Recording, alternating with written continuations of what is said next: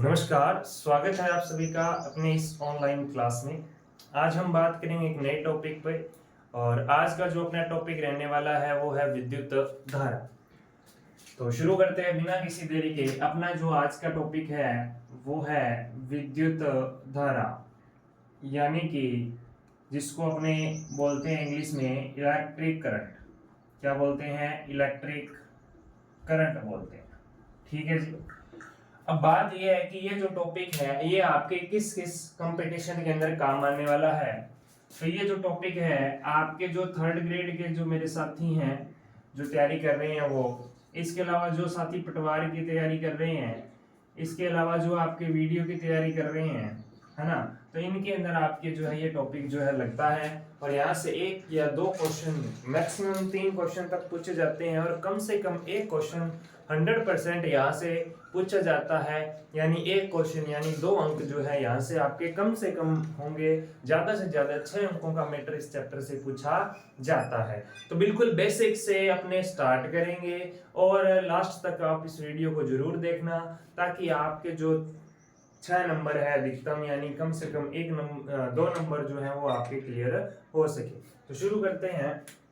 आपको सबसे पहले जो जानना पड़ेगा इस चैप्टर को सीखने के लिए वो जानना पड़ेगा किसके बारे में? आवेश के बारे में। किसके बारे में? बोलो आवेश। आवेश बोले तो क्या है जी? चार्ज। क्या है? चार्ज। चार्ज क्या है इसकी हम चर्चा करते हैं। तो चार्ज आपके क्या है? सिंपल बेसिकली बात ये होती है कि आपने जो केमिस्ट्री पढ़ी है उसके अंदर आपने क्या पढ़ा है कि आपके पास में कोई भी क्या होता है? परमाणु होता है। ठीक है, उस परमाणु के अंदर आपके 3 जो होते हैं छोटे छोटे कण होते हैं जिनको अपरमाणु बोलते हैं, अपरमाणु कण बोलते हैं। ठीक है जी। ये अपरमाणु कण जो है ये कितने होते हैं? आपके 3 होते हैं। कितने होते हैं? 3। कौन कौन से होते हैं? प्रोटॉन होता है, इलेक्ट्रॉन होता है और न्यूट्रॉन होता है। प्रोटॉन पॉजिटिव चार्ज होता है, न्यूट्रॉन जो है वो आपके न्यूट्रल जीरो चार्ज होता है और इलेक्ट्रॉन नेगेटिव चार्ज होता है। ये चीज आप पढ़ चुके हैं। ठीक है, तो यहां से हम बात करें ना तो आवेश जो है वो किसी ना किसी पदार्थ के अंदर जो इलेक्ट्रॉन उपस्थित होते हैं, गति कौन करता है? गति सिर्फ और सिर्फ कौन करते हैं? इलेक्ट्रॉन करते हैं। आपको पता है कि जो आपके स्ट्रक्चर है, स्ट्रक्चर में क्या होता है? ये नाभिक होता है। नाभिक के चारों ओर वृत्ताकार क्या होती है? कक्षाएं होती है। यहाँ तो क्या होता है? नाभिक। नाभिक में 2 ही चीजें उपस्थित होती है। कौन कौन सी 2 चीजें होती है? एक तो प्रोटॉन रहता है और एक न्यूट्रॉन रहता है। ठीक है जी। और जो आपके कक्षाएं इनमें कौन चक्रण लगाता है? जो आपका इलेक्ट्रॉन है ना, ये भाई साहब चक्कर लगाता है। तो गति कौन कर रहा है? सिर्फ इलेक्ट्रॉन कर रहा है। तो इस इलेक्ट्रॉन के गति करने के कारण जो आपकी जो भी वस्तु है उसके अंदर एक ऐसा गुण उपस्थित है या एक ऐसा गुण आ जाता है जिसके कारण वह दूसरी वस्तु को या तो अपनी ओर खींचना प्रारंभ कर देता है या उसको दूर धकेलना प्रारंभ कर देता है।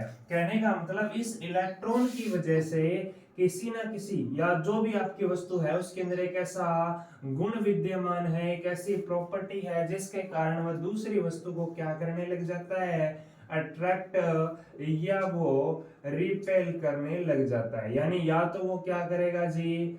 आकर्षित करने लग जाएगा या उसको क्या करेगा? प्रतिकर्षित करेगा। बात समझ में आ रही है ना? तो देखो इसे आकर्षण या प्रतिकर्षण जो है, ये जो गुण है इसी गुण को क्या नाम दिया गया? आवेश नाम दिया गया।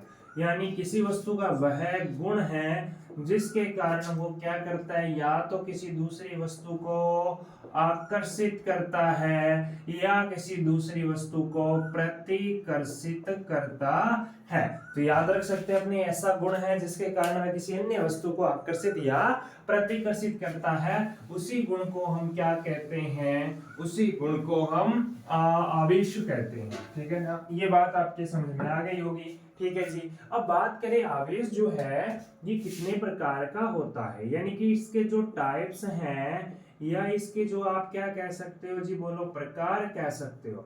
कितने प्रकार है जी? 2 प्रकार होते हैं। देखो 2 प्रकार कौन कौन से होते हैं आवेश के? एक तो होता है जी धनावेश। क्या होता है? धनावेश। एक होता है जी ऋणावेश। क्या होता है? ऋणावेश होता है। अब आप कहोगे सर ये धनावेश या ऋणावेश जो है, यानी जिसको पॉजिटिव और नेगेटिव चार्ज बोलते हैं, इसको बोलेंगे अपने पॉजिटिव और इसको क्या बोलेंगे नेगेटिव। अब ये कैसे बना, इसका सिस्टम क्या है कि कब अपने किसी को धनावेश कहते हैं, कब किसी को अपने ऋणावेश कहते हैं। तो इसकी सिंपल सा लॉजिक आप समझिएगा कि मान लो आपके पास में अपने हाइड्रोजन का एग्जांपल ले लेते हैं, एक नंबर पे आता है ना, बोलो हाँ जी सर, एक नंबर पे आता है। इसमें एक इलेक्ट्रॉन होता है ना, होता है, एक इलेक्ट्रॉन होता है, ठीक है, एक इलेक्ट्रॉन है। तो इसके पास में क्या हुआ कि इसकी जो संयोजकता है, यानी इसके पास में कक्षक कितने हैं, सिर्फ कक्षक कितनी है, एक है, कितनी है, एक है। तो इसके अंदर कितने इलेक्ट्रॉन होने चाहिए, अधिकतम जो है, मैक्सिमम जो है आपके 2 इलेक्ट्रॉन होने चाहिए, लेकिन है कितने कि साहब यहाँ पे तो एक ही है, कितने कम है, एक कम है। तो ये जो है क्या करेगा, इसको अगर आपके नेचर में लाई करना है तो तभी रह सकता है जब उसका अष्टक फुलफिल हो या अंतिम कक्षक फुलफिल हो। तो इसके लिए क्या करेगा, या तो ये इसी एक इलेक्ट्रॉन को निकाल देगा या एक इलेक्ट्रॉन और ग्रहण करेगा। तो अपने जब परमाणु अणु वाला चैप्टर पढ़ रहे थे तो वहां संयोजकता के बारे में हमने डिस्कस किया था। तो वही कंसेप्ट लगाना है, क्या करना है, यहाँ पे आपके पास में क्या होता है जी, ये इलेक्ट्रॉन को निकालता है तो नेगेटिव चार्ज क्या आएगा, नेगेटिव आएगा या पॉजिटिव। देखो एक चीज है कि जब कोई निकालता है दूसरे को इलेक्ट्रॉन देता है तो धनावेश आता है, क्या आता है जी, धनावेश आता है। जब कोई ग्रहण करता है तो ऋणावेश आता है, क्या आता है साहब, ऋणावेश आता है। तो ये बात आपने याद रखनी है कि कोई भी तत्व जब इलेक्ट्रॉनों को ग्रहण करता है तो उसके पास क्या ज्यादा होगा, इलेक्ट्रॉन ग्रहण कर रहा है तो इलेक्ट्रॉन माइनस का होता है तो माइनस ज्यादा हो जाएगा, ठीक है। जब इलेक्ट्रॉन निकाल देगा तो इलेक्ट्रॉन कम हो रहे हैं तो उसके पास क्या बनेगा, धनावेश बनेगा। तो यही कंसेप्ट है कि जब इलेक्ट्रॉनों का धनावेश कब होगा, जब इलेक्ट्रॉनों का क्या किया जाता है साहब, त्याग किया जाता है। अब आपको सर ऋणावेश कब बनेगा, जब इलेक्ट्रॉनों को क्या किया जाता है, ग्रहण किया जाता है, एक्सेप्ट किया जाता है। तो ये बात आपकी खोपड़ी में सेट हो गई होगी कि धनावेश ऋणावेश का क्या कंसेप्ट है। अब आगे बात आती है कि ये तो टाइप हो गई जी धनावेश ऋणावेश। अब एक डाटा जो मोस्ट इंपोर्टेंट है, जिसके ऊपर आप जितने तारे सितारे लगा सकते हो लगा लीजिएगा। यहां से क्या क्वेश्चन बनता है कि आपको दिया जाएगा कि 2 कूलम आवेश, 3 कूलम आवेश जो है उसमें कितने इलेक्ट्रॉन होंगे। तो देखिए इसका जो आवेश है, आवेश जो है उसका जो फॉर्मूला कह सकते हो, आवेश का सूत्र बोल दो, या उसमें उपस्थित इलेक्ट्रॉनों की संख्या ज्ञात करने के लिए आपने क्या करना है, Q बराबर Ne जो फॉर्मूला है ये यूज करना है। कौन सा फॉर्मूला लगाना है, Q is equals to Ne जो फॉर्मूला है वो यूज करना है। अब यहाँ पे जो Q है ये तो किसको डिनोट कर रहा है जी, आवेश को डिनोट कर रहा है। किसको बता रहा है, बोलो आवेश को बता रहा है। n किसकी बता रहा है, संख्या बता रहा है, किसकी संख्या बता रहा है, बोलो ये इलेक्ट्रॉनों की संख्या बता रहा है। किसकी, इलेक्ट्रॉनों की संख्या जो है वो ही आपको बता रहा है। अब इलेक्ट्रॉनों की संख्या, ये E जो है इसकी वैल्यू फिक्स होती है। E क्या है, फिक्स है कि एक इलेक्ट्रॉन में कितना आवेश होता है, आवेश जो है कितना होता है। तो एक इलेक्ट्रॉन में जो आवेश है वो होता है 1.6 इंटू 10 की पावर माइनस 19। और ये जो फिक्स मान है, इसीलिए किसी ना किसी वस्तु का अगर फिक्स मान होता है तो उसको कहा जाता है क्या, क्वांटा। क्या कहते हैं, क्वांटा। तो आवेश का जो क्वांटा है उसका जो वैल्यू है वो कितना है, बोलो 1.6 इंटू 10 की पावर माइनस 19 है। इसीलिए कहा जाता है जो आवेश है वो आपकी कैसी राशि है, क्वांटीकृत राशि है। कैसी राशि है, क्वांटीकृत राशि है। इसका जो मान होगा वो आपके पूर्ण संख्या में होगा, कभी भी पॉइंटों में नहीं आएगा।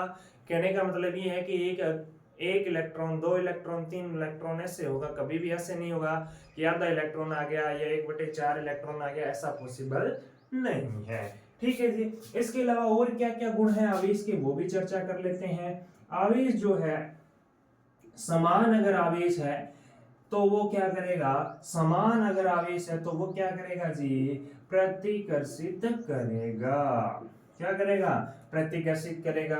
यानी जैसे प्लस प्लस को और माइनस माइनस को क्या करेगा, एक दूसरे को दूर धकेलेगा, दूर करेगा। इसी प्रॉपर्टी को कहा जाता है प्रतिकर्षण। फिर बात आती है असमान आवेश की। किसकी बात आती है, बोलो, असमान आवेश की। तो ये क्या करता है जी, आकर्षित करता है। क्या करता है, बोलो, आकर्षित करता है। समान आवेश क्या करता है, प्रतिकर्षित। विपरीत आवेश जो है समान आवेश, जिसके अंदर आप कह सकते हो, इधर बना देता हूं मैं, एक धनावेश है एक ऋणावेश है, तो ये एक दूसरे को क्या करेगा, आकर्षित करेगा। बच्चों क्या करेगा, अरे बोलो, आकर्षित करेगा। क्लियर है ना बात, यहाँ तक कोई दिक्कत वाली बात नहीं है। पॉइंट टू पॉइंट चलेंगे और ये जो पॉइंट है यहीं से आपके डायरेक्ट क्वेश्चन जो है उठा के दे दिया जाता है। अब बात आती है आवेश का मात्रक क्या होता है, सर बताइए ना। मात्रक याद रखना, इसका होता है कूलाम। क्या होता है, कूलाम। कैपिटल सी से इसको लिखा जाता है। कूलाम क्या थे, एक वैज्ञानिक का नाम है, उन्हीं के नाम के ऊपर ये जो है आपके जो मात्रक है वो रखा गया है। बात समझ गई ना। और ये जो फॉर्मूला है ये बहुत इंपॉर्टेंट है, Q is equals to NE। आपके एग्जाम के पॉइंट ऑफ व्यू से अति अति अति मोस्ट इंपॉर्टेंट है। ठीक है जी, चलिए आगे चर्चा करते हैं। आवेश के बाद हम आगे जब चलेंगे तो आवेश से अपने पास में क्या बनेंगे, विद्युत धारा बनेगी। तो नेक्स्ट अपने चर्चा करते हैं विद्युत धारा के ऊपर। यहां तक अगर आपको कोई भी दिक्कत, समस्या, प्रॉब्लम या कह सकते हो डाउट है तो आप कमेंट बॉक्स में लिख सकते हैं। ठीक है, कमेंट में लिख दोगे तो इसका फायदा ये कि जैसे ही नेक्स्ट वीडियो हम रिकॉर्ड करेंगे उस समय आपको इसका सॉल्यूशन पहले बता दिया जाएगा कि लास्ट वीडियो में आपके ये डाउट थे, ये डाउट का सॉल्यूशन जो है वो ये है। ठीक है जी, चलो आगे बात करते हैं, अपने विद्युत धारा की बात करते हैं।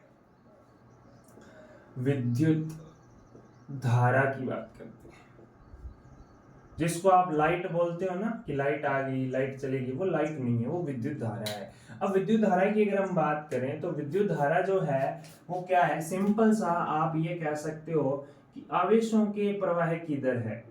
आवेशों के प्रवाह की दर, आवेशों के प्रवाह की दर को क्या कहते हैं, विद्युत धारा कहते हैं।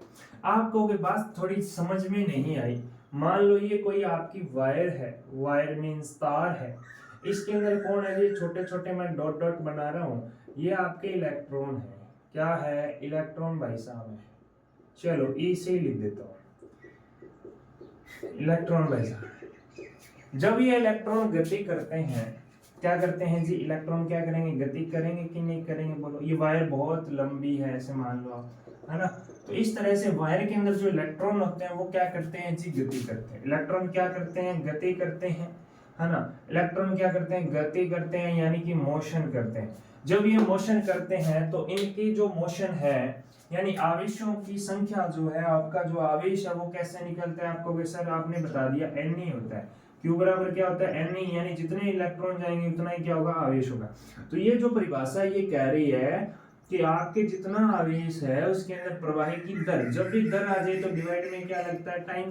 तो जितना आवेश है उसमें समय का भाग दे दोगे तो आपके पास में क्या आ जाएगी, विद्युत धारा आ जाएगी। बात क्लियर हुई ना, कि आवेशों के प्रवाह की दर, यानी एकांक समय में एक सेकंड में कितना आवेश जा पा रहा है, वही आपकी एक तरह से विद्युत धारा है। बात समझ गए होंगे, है ना। तो यहाँ पे बात करें इसी फॉर्मूले को, अगर मैं थोड़ा सा छेड़खानी करूं, इसका थोड़ा सा मेकअप कर देते हैं अपने, तो Q बराबर क्या था, बोलो, NE था सर, बिल्कुल था। तो इस फॉर्मूले को थोड़ा सा देखो, I बराबर Q बटे T भी लिख सकते हैं और Q की जगह NE लिख सकते हैं, तो I बराबर आ गया जी NE बटे T। तो ये फॉर्मूला भी आपने याद रखना है। अब ये फॉर्मूला यूज कहाँ होगा, अपने जब थ्योरी कंप्लीट हो जाएगी तो उसके बाद MCQ जो बैच है वो शुरू करेंगे। उसके अंदर जितने क्वेश्चन आए हुए हैं जो बन सकते हैं वो सारे क्वेश्चन अपने सॉल्व करेंगे। इसके साथ साथ में कुछ क्वेश्चंस जो आपके फॉर्मूला बेस्ड हैं वो अपने साथ साथ में भी एक दो एग्जांपल करते रहेंगे। ठीक है। अब बात करें कि सर आप कह रहे हो एग्जाम्पल करते रहेंगे, तो इसका एक एग्जाम्पल करवा ही दो हमें, तो बिल्कुल करवा देते हैं, आपको कोई दिक्कत वाली बात है ही नहीं। डरना नहीं है साहब, डरना नहीं है, क्योंकि आप पढ़ रहे हैं फिजिक्स ड्रिंक से, ठीक है ना। हाँ जी, फिजिक्स तो घोल के पिलाएंगे अपने। देखो जी, अपने पास में जैसे कहा कि 2 कूलम आवेश प्रवाहित करने के लिए 2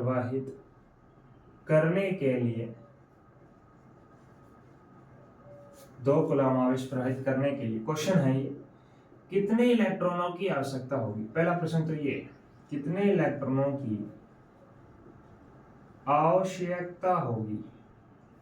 बात समझ रहे हो ना मैं क्या बोल रहा हूं।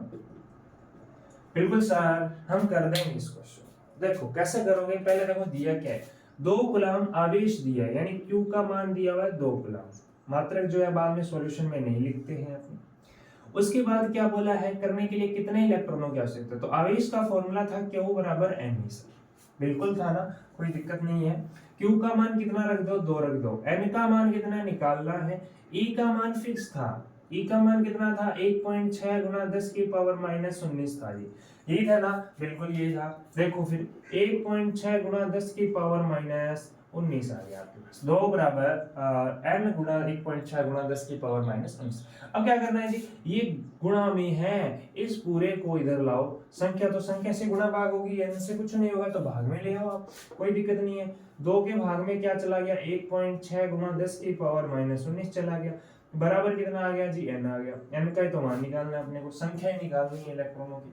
अब क्या कर दो सर, पॉइंट उड़ा दो, उड़ा दिया जी, बिल्कुल उड़ा दिया, उड़ा दिया तो ऊपर लग गया 10, 20 हो गया, ऊपर क्या हो गया जी, 20 हो गया। यानी ये कंडीशन ऐसे बनेगी, 20/16 गुणा 10 की पावर -19 बराबर में क्या है, n है।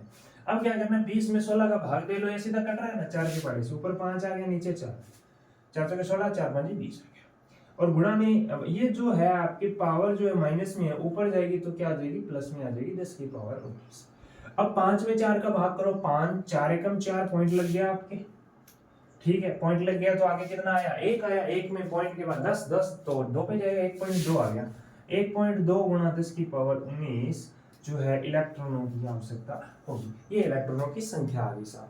आप कहोगे सर पॉइंटों में कैसे आ गई, पॉइंटों में नहीं है, आप एक पॉइंट को हटाओगे तो नीचे 10 लगेगा। देखो इससे है, ये ऐसे है, बटे में कितना, बटे में कुछ नहीं है, पॉइंट हटाओगे 10 आएगा, 10 से 1 पावर कट जाएगी तो ये आ गया 12 गुना 10 की पावर 18, यानी 12 का आ गया 18, जीरो लगा दो, उतने क्या इलेक्ट्रॉनों की आवश्यकता होगी, इसका मतलब ये है। तो बात समझ गए ना। अब कहोगे सर आपने ये तो पहले वाले के फॉर्मूले पे बताया, धारा वाले फॉर्मूले पे भी बता दो, बिल्कुल बता देते हैं। उससे पहले 2-3 चीजें और देख लो जो इंपॉर्टेंट है। क्या, एक तो इसका मात्रक याद रखो, क्या याद रखो, मात्रक। क्या होता है सर मात्रक, बता दो हमें। मात्रक होता है इसका एम्पियर, क्या होता है, एम्पियर होता है, लेकिन आपने पूरा नाम नहीं लिखना है, आपने डायरेक्ट ए से डिनोट करना है। ये एक साइंटिस्ट के नाम पे है, आंद्रे मेरी एम्पियर के नाम पे। अगली बात ये है कि इसको मापने वाला यंत्र होता है क्या, बिल्कुल होता है, मापन यंत्र भी होता है इसका। मापन यंत्र क्या होता है सर, इसका मापन यंत्र का नाम है जी अमीटर। क्या है, अमीटर। ए से एम्पियर, ए से अमीटर, याद रख लो, कोई दिक्कत वाली बात नहीं है, अमीटर है। ये भी प्रश्न आपको पूछा गया है कि विद्युत धारा मापने वाले यंत्र को क्या कहा जाता है। क्लियर है। अब बात करते हैं सर इस फॉर्मूले पे भी क्वेश्चन बताओ ना। ये लो जी, यदि 10 सेकंड में 50 कूलम आवेश प्रवाहित होता है, आवेश प्रवाहित होता है तो विद्युत धारा का मान होगा,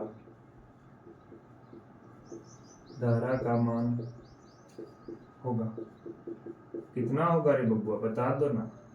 चलो देखो कितना होगा, अपने पास में दिया क्या है, सेकंड, यानी टाइम दिया है 10 सेकंड, तो ऐसा ही मात्रक भी सेकंड ही होता है। आवेश कितना है, 50 कूलम। क्या करोगे, फॉर्मूला लगा दो, I बराबर Q बटे T। आई क्यू का मान 50 है, आई का मान 10, टी का मान 10 है, 0 से 0 कट गया, 5 आ गया, 5 एम्पियर धारा आ जाएगी। कितना आ जाएगी, 5 एम्पियर धारा। यही क्वेश्चन होता और ये बोला जाता कि यहाँ पे आपके सेकंड की जगह दे दिया मैंने 1 मिनट दे दिया, 1 मिनट में मान लो 300 कूलम आवेश प्रवाहित होता है। कितना? 300 कूलम। अब क्या करेंगे सर, कुछ नहीं, टाइम कितना दिया, 1 मिनट दिया है, ठीक है, और Q का मान कितना दिया, 300 कूलम दिया। अब आप इस तरीके से करोगे तो I बराबर Q बटे T बराबर 30 बटे 1, ऐसा नहीं करोगे इसको। क्यों? क्योंकि समय को किस में लेना है, सेकंड में लेना है। ये बात याद रखें। यहाँ पे 1 मिनट है तो उसको सेकंड में बदलोगे, कितना आएगा, 60 आएगा। 60 आएगा तो डिवाइड में कितना लगा दो, 30, 300 के डिवाइड में लगा दो 60। एक 0 से 0 कटेगा, ये 6 से कटेगा, कितने बार कटेगा, 5 बार। 6 5 30, तो 5 एम्पियर जो है वो विद्युत धारा का मान आ जाएगा। तो इस तरह से आप जो क्वेश्चन है वो कर सकते हैं। तो ये जो वीडियो है इसके अंदर अपने सिंपल आवेश और धारा के बारे में जानकारी प्राप्त की है। आगे का जो चैप्टर है यानी जो टॉपिक्स हैं वो अपने नेक्स्ट वीडियो में करेंगे। तो ये वीडियो कैसा लगा कमेंट बॉक्स में जरूर लिखें। मिलेंगे नेक्स्ट वीडियो में, तब तक के लिए bye bye, take care, thank you, Jai Hind.